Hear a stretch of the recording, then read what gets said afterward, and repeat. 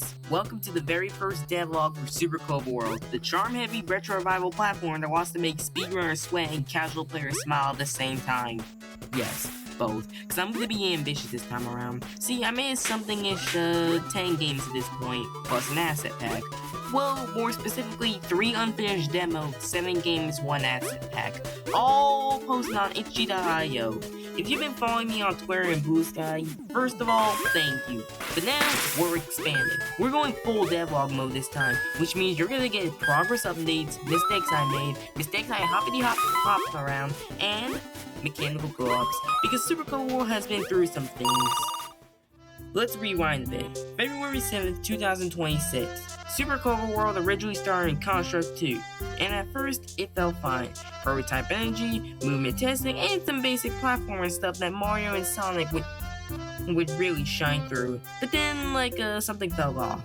The web builds were acting strange, things felt unstable, and I started wondering, is it just me, or is this just older software vibes? So I just made the call and I moved over to Construct 3 because it was simply just more powerful, yet cost more.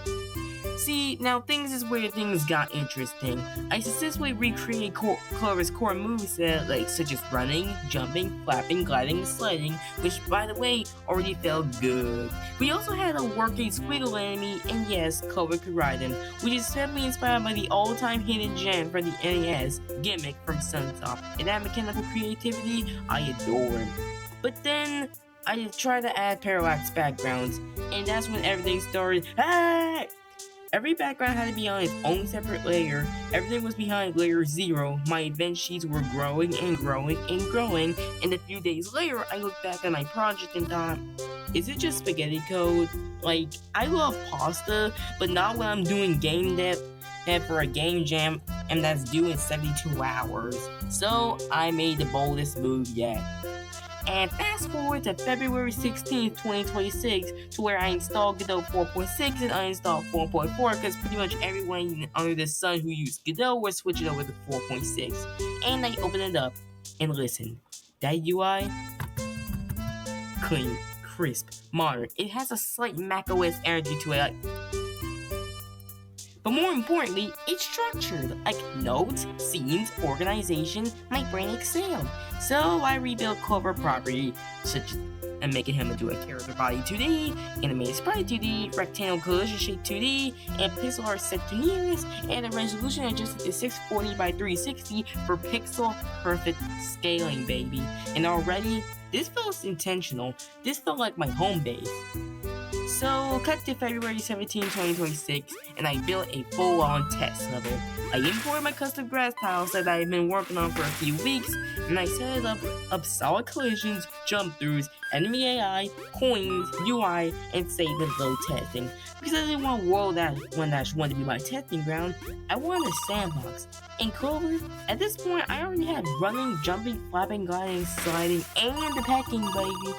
All animated, all tweaking, all feeling smooth. And acceleration plus deceleration, just speedrunners are going to eat that stuff up. And so we jump over to February 18, 2026. Squiggle got real AI. I adapted enemy logic from my previous project, Platform Kid. I used raycast instead of markers to determine direction. And now Squiggle, he moves intelligently. He turns his edges. He can be ridden. He is currently the only rideable enemy. And that ride mechanic, pure gimmick inspired goodness. Mechanical identity secured. And then I went into presentation mode.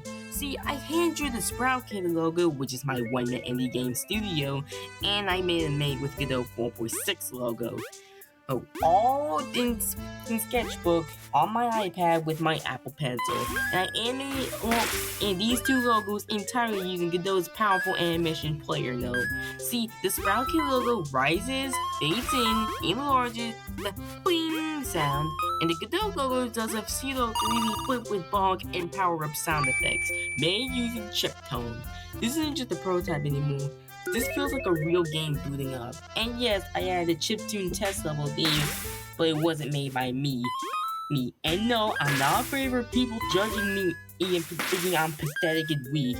Like, I use Fox Tunes Beat Time by Poltergasm, which is a Rio-Tune gem tune. Go check it out. Oh, it's on itch.io. Find it.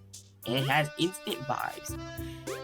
And February 19th was Systems Day, everybody! I had 3 coins. Bronze, which is worth 1 coin, silver, which is worth 3 coins, and gold, which is 5 coins. I added a coin counter, I added a checkpoint system inspired by Stargrow Scramble, which is a true hidden gem 3D platformer. Please go check it out, it's on itch.io, it's made by T-Bugyon. And then it cracks open into a checkpoint flag.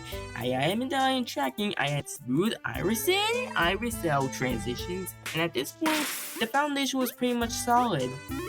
And in February 20th and onward, I added content expansion. I added a new hopping enemy, which is Bunny. I added more level design in the test level.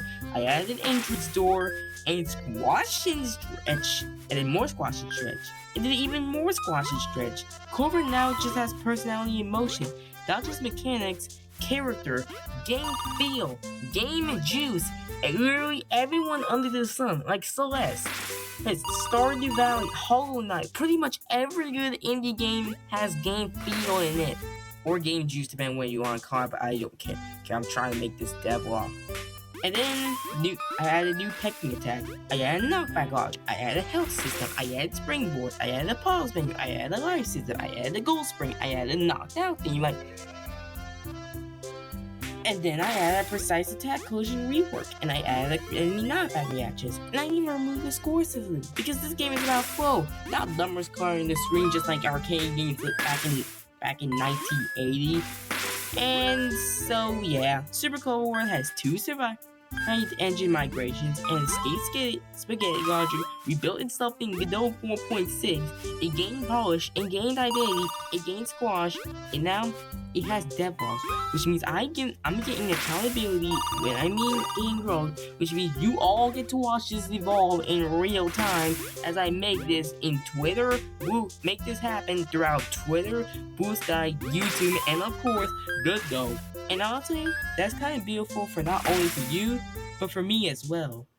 See, Super Clover World is being built for casual players who want joy, like Kirby, speedrunners who want movement tech, and me, who wants to make something full of heart after me playing a truckload, and I'm not talking truckload, I'm talking a space station worth of platformers ever since I was 5. And if you're excited to see Clover's journey continue, stick around. All you have to do is click a little red button and subscribe. Hit that notification bell, like, and please, just comment and see what you even think about Super Clover World, because this little bird, it's really just getting started.